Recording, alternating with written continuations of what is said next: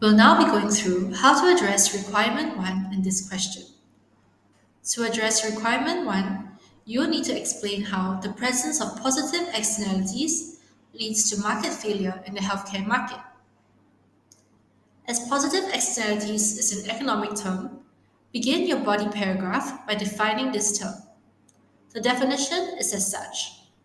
Positive externalities are spillover benefits enjoyed by third parties who are not directly involved in the consumption or production of the good or service itself without payment. It is essential to give examples and provide a diagram when tackling market failure essay questions. Here, you'll have to use the 7 steps analysis we learned in lecture to explain how positive externalities lead to market failure. Step 1 of the 7 steps analysis would be to establish the free market equilibrium. In a free market economy driven by self interest, consumers will consume at QF, where marginal private benefit, your MPB, equals to marginal private cost, your MPC, and their net private benefit is maximized.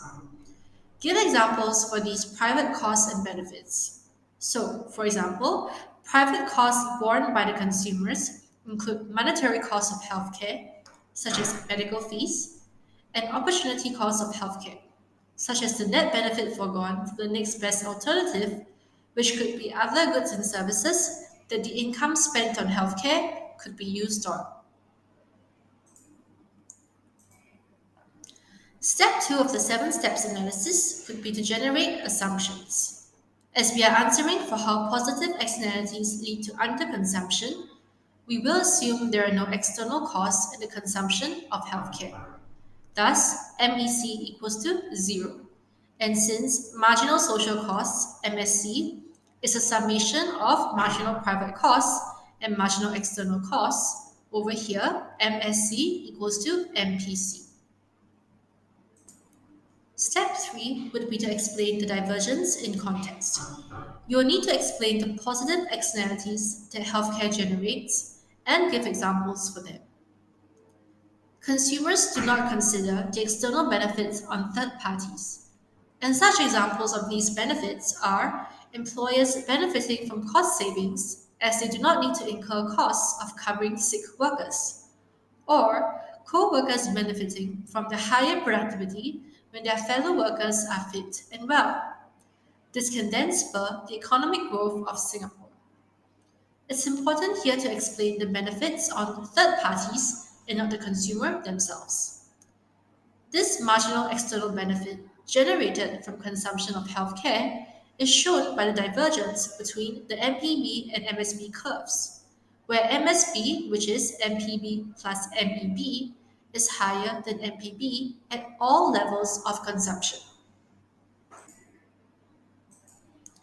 Step 4 of the 7 steps analysis would be to establish the socially efficient equilibrium.